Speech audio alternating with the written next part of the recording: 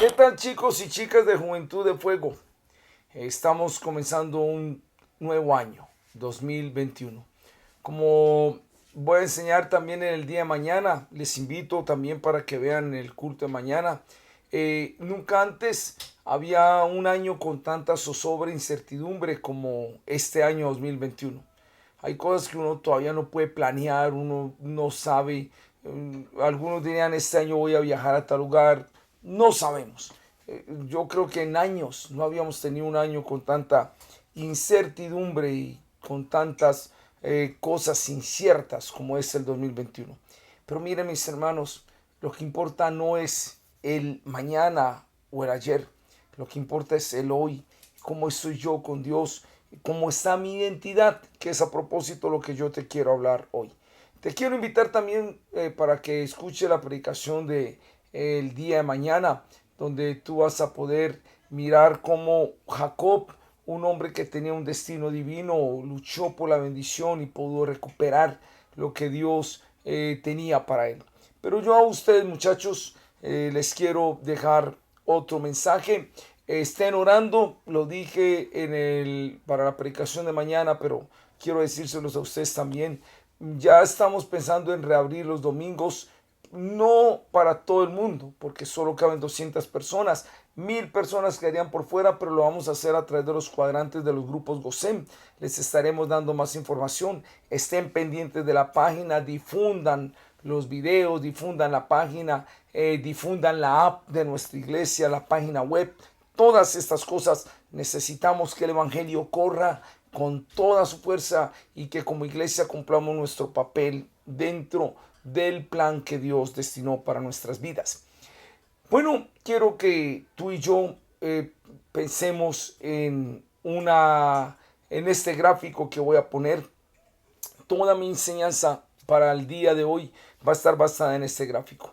Durante muchos años he compartido en congresos, seminarios de jóvenes y pues por ustedes ser los jóvenes de nuestra iglesia, yo quise dejar esta enseñanza para ustedes y dejarla ya también plasmada en las redes para todo aquel que pueda acceder a ellas. El título de la enseñanza es apodado o apellidado. Nota, todas dos comienzan por las dos letras AP. Apodado o apellidado.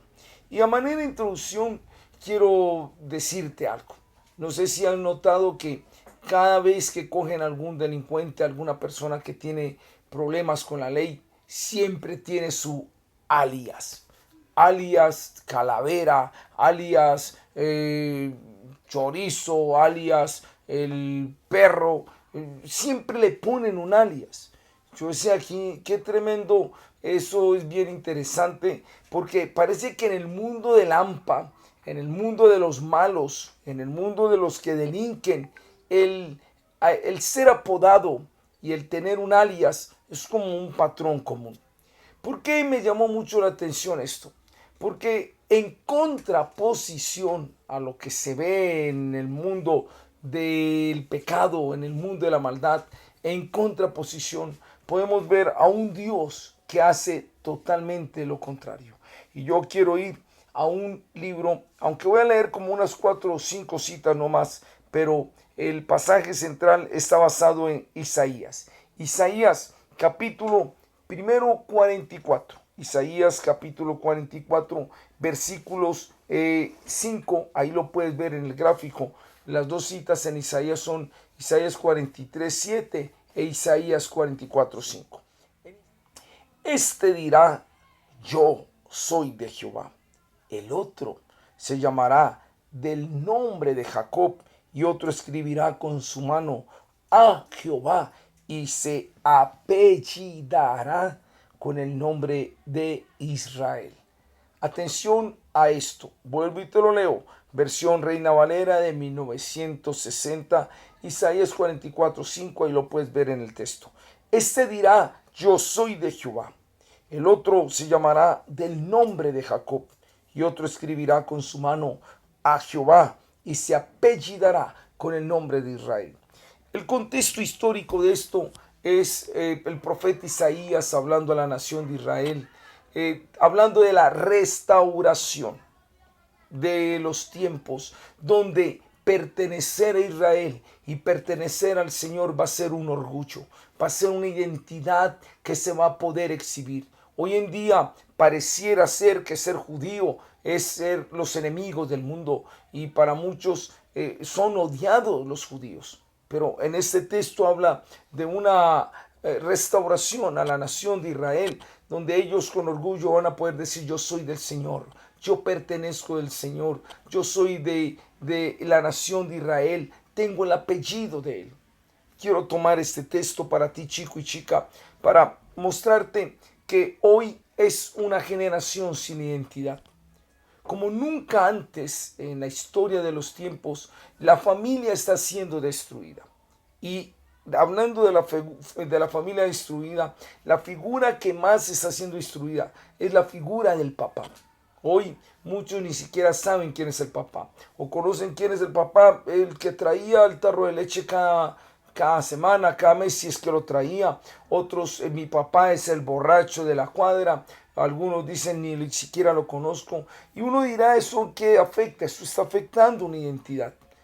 Podríamos hablar y ahondar en el tema sociológico, pero no es el caso. Pero la destrucción de la familia está quitando identidad a los jóvenes de hoy en día. Está quitando una identidad tan tremenda que han perdido esa identidad. ¿Sabes qué pasa cuando se pierde una identidad? Entonces ya no hay un apellido para exhibir. Ya no hay un apellido que dé orgullo, que dé honra. Y entonces generalmente los sin apellido empiezan a caer en un sistema de apodados.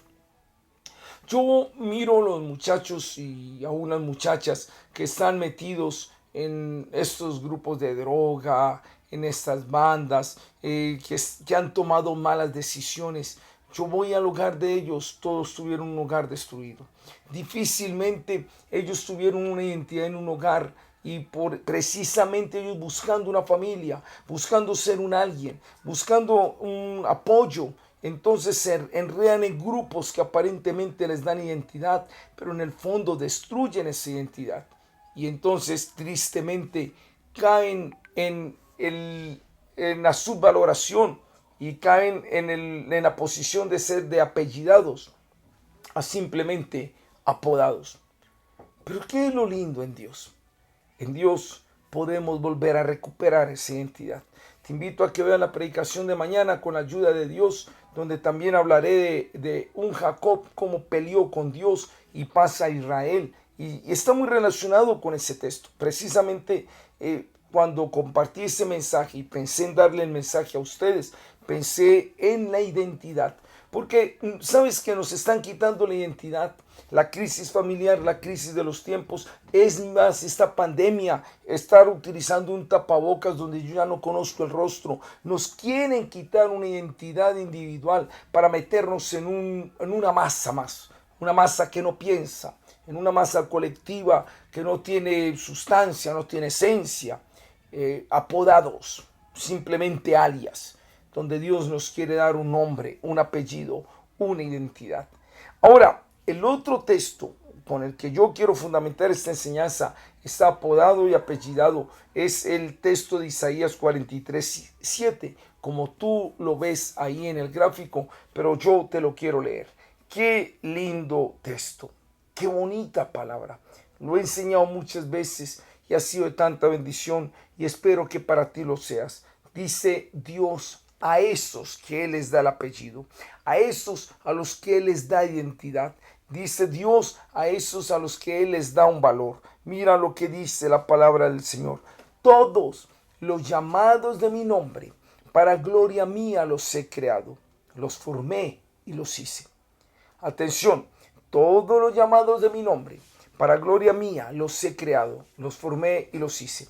Antes de ello, yo ya lo compartí, pero quiero hacer una mención de ello. Si tú vas a la primera epístola de Pedro, capítulo 1, versículos 18 y 19, dice que nosotros fuimos rescatados de nuestra vana manera de vivir, la cual recibimos de nuestros padres, no con oro y plata, ni con piedras preciosas, sino con la sangre preciosa, como de un cordero sin mancha. Primera de Pedro 1, 18 y 19 habla de un rescate. Y habla de un rescate porque estamos esclavos, prisioneros no de una celda física. Dice, prisioneros de un estilo de vida vano. La palabra vano significa vacío. La palabra vano puede ser sinónimo de sin valor. Y dice la primera epístola de Pedro que fuimos rescatados de una vida sin valor. Y es interesante que alguien o personas que influyeron en esa vida sin valor, dice, la cual recibiste de vuestros padres. Cuando habla de vuestros padres no está hablando solo de papá y mamá, sino está hablando de toda nuestra ascendencia, toda nuestra gente que estuvo alrededor de nosotros, tíos, abuelos, papás, hermanos, maestros, amigos, de todo ese pasado de personas que estuvieron en nosotros, nos moldearon un estilo de vida vano. Y dice, Jesús vino a rescatarnos precisamente de ese estilo de vida vano que estamos viendo aquí en Isaías. Exactamente lo mismo. Una nación que no le querían dar un valor y una identidad. Pero Dios dice, yo doy una identidad. Y me gusta mucho lo que dice Isaías 43:7. Todos los llamados de mi nombre, para gloria mía, los he creado. Los formé y los hice. Dios es un Dios que da identidad. Dios es un Dios que da pertenencia. Dios es un Dios que da apellido, no alias, simplemente. No es simplemente apodos como si fuera un cualquiera. Dios no te quiere rebajar, Dios te quiere dar un valor. El mundo te quiere rebajar. El mundo quiere hacerte que tú valgas por el celular que tienes, por los zapatos que tienes, por el cuerpo que tienes, por los estudios que tienes. Y por más que logres, el mundo siempre te va a decir no tienes lo suficiente. Entonces siempre te va a rebajar. El propósito del mundo, como sabemos, con su príncipe a la cabeza que es el diablo, es hacer que el ser humano viva en la vida vana, en la vida vacía, en la vida de donde no hay valor y pertenencia. El propósito de Dios es que tú vivas en el valor, que tú vivas en la identidad, que tú tengas, que puedas decir como decía este pueblo de Israel en Isaías 44:5, o que puedas decir lo que dice en Isaías 43:7. Yo soy un llamado de Dios. Yo me puedo apellidar con el nombre de Dios. Yo soy un hijo de Dios. Tengo una identidad. Esto es lo que quiero mostrarte a manera de introducción en esta enseñanza, apodado o apellidado. Mira, vamos a entrar en el texto Isaías 43:7. Y si vamos a mirarlo, el texto divide a la humanidad en solo dos grupos. Tú me dirás, pastor, ¿dónde está la división de esos dos grupos? Cuando el texto en Isaías 43:7 dice, todos los llamados de mi nombre, está queriendo mostrar que hay algunas personas que no pueden tener esa categoría de llamados de mi nombre. Yo puedo dividir toda la humanidad en estos solo dos grupos. Los llamados por el nombre del Señor y los que no son llamados por el nombre de ese Señor. Pero ¿dependerá esto de Dios? No, no depende de Dios, porque el texto dice los llamados de mi nombre. Dios a todos llama, mas no todos responden a ese llamado. Y eso es lo que hace que el mundo se quede dividido en dos grupos. Los que responden al llamado de Dios y los que no responden al llamado de Dios. Los que responden al llamado de Dios reciben la categoría de llamados de mi nombre, o como leímos en Isaías 44:5, los apellidados de mi nombre, los que dirán pertenezco al Señor. Pero, ¿qué pasa con aquellos que no atienden el llamado de Dios? ¿Será que entonces quedan común y corriente? No. Juan capítulo 8, versículo 44, en el texto lo puedes mirar. También Jesús hablando, no con satanistas, sino con gente religiosa, pero les dice, vuestro padre es el diablo, porque los deseos de vuestro padre queréis hacer, porque él ha sido mentiroso y mentira, porque cuando habla mentira de suyo habla. ¿Sabes una cosa? En realidad yo tengo dos opciones en la vida. O atiendo el llamado de Dios y entonces me coloco bajo la paternidad de Dios, o no hago caso al llamado de Dios y automáticamente me coloco bajo la paternidad del diablo. Ahora, el diablo no da apellidos, el diablo no da identidad, el diablo no da pertenencia. El diablo, si vamos a utilizar lo que estamos haciendo en la enseñanza, él solamente tendrá alias y apodados, mientras Dios tiene apellidados de su nombre. El diablo quiere quitar el valor del ser humano. Una persona puede sumergirse en el dinero, en la plata, en el placer y al fondo de su vida sentir que no es nada, porque eso es lo que hace el mundo con su príncipe que del mundo, que es el diablo, a la cabeza. Pero Dios puede dar una identidad de tal forma que aunque no tengas el dinero y no tengas la posición, sabes que vales más allá que lo que el mundo te puede dar. Son dos opciones, mi amigo, mi amiga. O eres uno que atiende el llamado de Dios para ser categorizado los llamados de mi nombre y tienes el apellido de Dios, o eres de aquellos que de pronto dicen yo rechazo el llamado de Dios y entonces ya vas a poder recibir la pérdida de identidad que el enemigo pone. En el texto, precisamente, yo puedo ver 4 cosas que Dios le dice a sus llamados, que son a su vez las 4 cosas que restauran una identidad, pero también son a su vez las 4 cosas con las que el enemigo también tergiversa para quitar una identidad. En los años que llevo de pastor, y muchos años trabajé con jóvenes, más de 20 años, yo podría decir que prácticamente en estas 4 cosas se resume las crisis del ser. Por eso lo tengo allí, las 4 crisis del ser. ¿Cuáles son las 4 crisis del ser? Cuando una vida decide no atender el llamado de Dios, cuando una vida decide no tener la identidad de Dios y se deja llevar por otras cosas, de una u otra forma, en lo más profundo de su ser, estas crisis lo van a tomar. Y estas crisis las puedo deducir de las cosas que Dios dice. A ver, ¿cuál es la primera crisis? La primera crisis es la crisis de origen. En la crisis de origen, el diablo quiere hacer entender a una persona que su vida no tiene precio por la familia de donde viene. El diablo dice, mira, tu papá era un borracho, tu mamá se mantenía llorando, eran de una familia pobre, te insultaban. El diablo quiere meterte que ese origen es el causante de tu desgracia. Yo he conocido cantidad de personas que tienen las marcas del origen de su familia biológica de una manera tan profunda que pasan 40, 50 años y todavía están marcados por este origen. Pero ¿cómo soluciona Dios a los que tienen esta crisis de origen? En el texto de Isaías 43:7, para darles una identidad, para pasarlos de apodados a apellidados. Dios dice, todos los llamados de mi nombre, para gloria mía los he creado. Nota que el origen nuestro no es un papá y una mamá. El origen nuestro es Dios mismo. Dios nos creó a su imagen y semejanza, como dice Génesis 1, 26 y 27. Podría darte una enseñanza de este solo texto. Seguro que te la voy a dar. Pero quiero que entiendas esto. Jesús en Mateo 23, 13 dice, no llamen a nadie Padre, porque uno solo es vuestro Padre y es el que está en los cielos. Es Mateo capítulo 23. Voy a corroborar el texto porque, pero quiero mostrarte esto. Dios dice, tú no eres el origen de un hombre y una mujer, de una relación sexual entre ellos dos. Ellos solo fueron instrumentos, porque nuestro Padre es el que está en los cielos. Es Mateo 23:9. Y no llamáis Padre vuestro a nadie en la tierra, porque uno es vuestro Padre el que está en los cielos. El problema de tantos jóvenes que tienen al ponerse a mirar a su familia de origen como los causantes de su desgracia.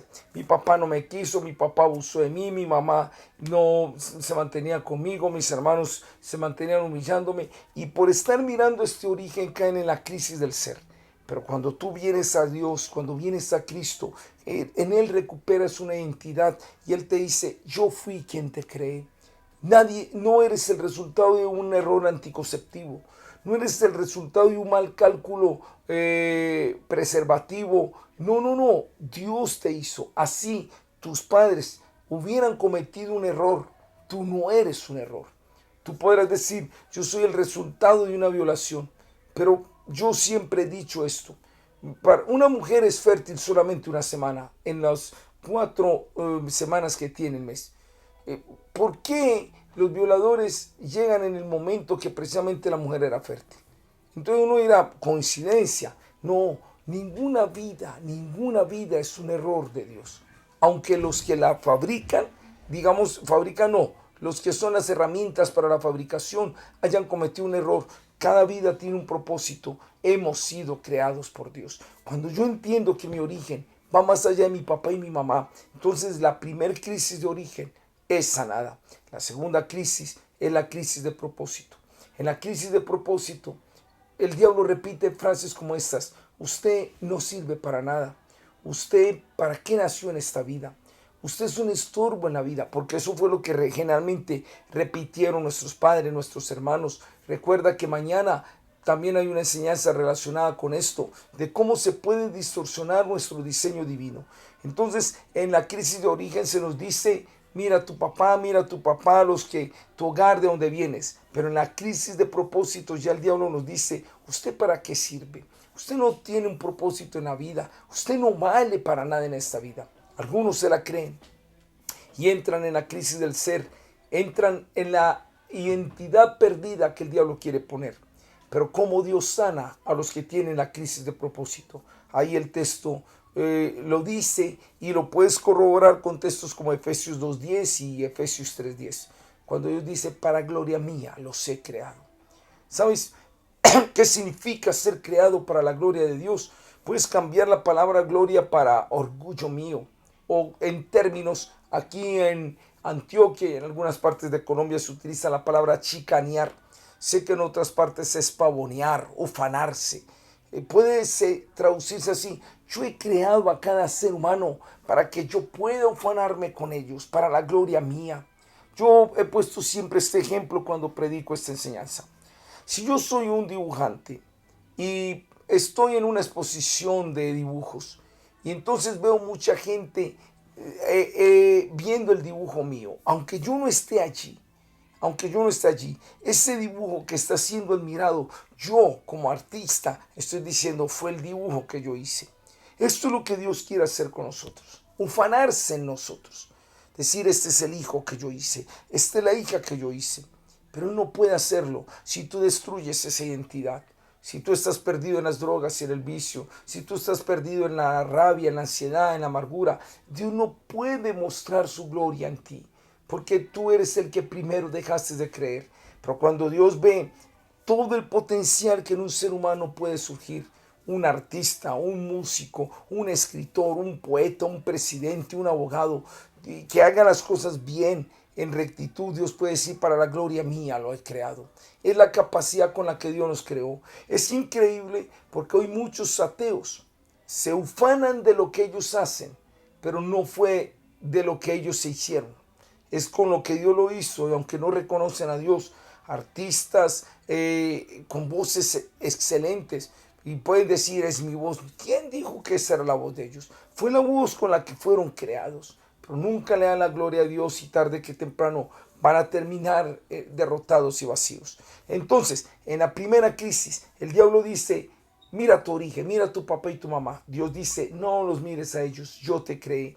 En la segunda crisis es la crisis de propósito. El diablo dice: ¿para qué sirves? Y entonces Dios dice: para la gloria mía. Pero miremos las últimas dos crisis para mostrarte que vale la pena más bien ser un llamado por el nombre de Dios y no un apodado o un alias del mundo. Dice el tercero, el diablo pone otra crisis, tiene que ver con nuestra figura, con nuestras circunstancias. Es la crisis de sucesos. Es donde el diablo empieza a decir: mire, a usted le pasa todo lo malo. Usted es el más pobre, usted es el más enfermo. Entonces ya el diablo en esta crisis ya no se pega del origen, la familia, ya no se pega simplemente del propósito, sino también de lo que me ha sucedido. Hay muchos chicos y chicas que se ponen a pensar y dicen: sí, soy el más de malas. Soy una vida que no le pasa lo que le pasan a otros. Entonces, cuando una persona empieza a pensar en esto, entra en la crisis de sucesos. Está la crisis de origen, la crisis de propósito y la crisis de sucesos. Pero en el mismo texto, Isaías 43:7, la tercera verdad, o la cuarta ya sería, porque vimos la primera es la categorización. Todos los llamados de mi nombre. Esto es. Luego dice: para gloria mía, uno. los he creado. Y nota estas dos palabras, los formé y los hice. No son palabras iguales. Una cosa es formar, otra cosa es hacer. Formar tiene que ver con entrenamiento, hacer tiene que ver más con figura, que es la cuarta crisis que quiero hablar. Pero en la crisis de sucesos, el diablo nos quiere hacer entender que todo lo que nos pasa en la vida somos lo más de malas y que por eso no valemos nada. Pero Romanos 8:28 dice, todos los que aman a Dios, todas las cosas ayudan para bien. No dice que salen para bien, pero sí nos ayudan para un bien. Y cuando tú oigas la voz del diablo que te dice, mira, todo lo que tú has vivido es el más de malas, puedes decir, no, esto me está ayudando para un bien. Yo aprendí dos cosas que me sirvieron mucho. Una, en el ejército, el entrenamiento que se da en el ejército es que el entrenamiento sea tan duro, que la guerra sea un descanso. ¡Wow! Depende del entrenamiento, así será el soldado que se ha formado. Y a veces hay entrenamientos tan duros que para ellos la guerra es un descanso. Cuando están sucediendo cosas en nuestra vida, no lo tomes para mal. Estás siendo muy bien entrenado en estas cosas. Lo que el dolor ha producido en el hombre no ha sido necesariamente amargados. Yo veo que las personas que más han aportado al mundo vinieron de un contexto de dificultad, de hambre, de necesidad, de humillación. Una Teresa de Calcuta, un Gandhi, un Nelson Mandela. Tú miras sus vidas y sus vidas vienen del dolor, del sufrimiento. Mientras me pongo a ver, hay otras personas que solo se crearon en los deleites, en la comodidad, y lo que único que ha provocado ellos es perjuicio al mundo. El dolor es un buen maestro. Los sucesos que ocurren no necesariamente son una maldad de Dios, sino una formación de Dios. Y a todos los llamados de mi nombre, como dice el texto, entonces yo entiendo que mi origen es Dios. Entiendo que mi propósito fui creado para la gloria de Él. Y entiendo que todo lo que me pasa es formación de Él. ¡Wow! Por último, la última crisis es la crisis de figura. En esta crisis de figura ya no es la familia. En esta crisis de familia ya no es el propósito ni las circunstancias, ya es el mismo cuerpo. En esta crisis de figura el diablo dice, mira el cabello que tenés, las orejas que tenés, la nariz que tenés, los ojos que tenés, sos feo, sos fea, tu cuerpo no sirve. Es lo que el mundo está queriendo decir. Una figura, mira, las personas más acomplejadas físicamente son los modelos y las modelos que vienen en el mundo del espectáculo. Viven gastando plata en cirugías y cada día están más insatisfechos con ellos mismos. Porque eso es lo que el mundo quiere reducirnos. No a un valor, sino antes a una subvaloración. Y continuamente están tratando de llenar ese vacío. No lo pueden llenar. Y una de estas cosas es el mismo físico, la misma figura. Yo tengo esta teoría. La teoría es que el concepto de belleza es muy relativo. Esto de Miss Universo es una falacia. ¿Quién elige una Miss Universo? Primero, el solo nombre ya es una mentira.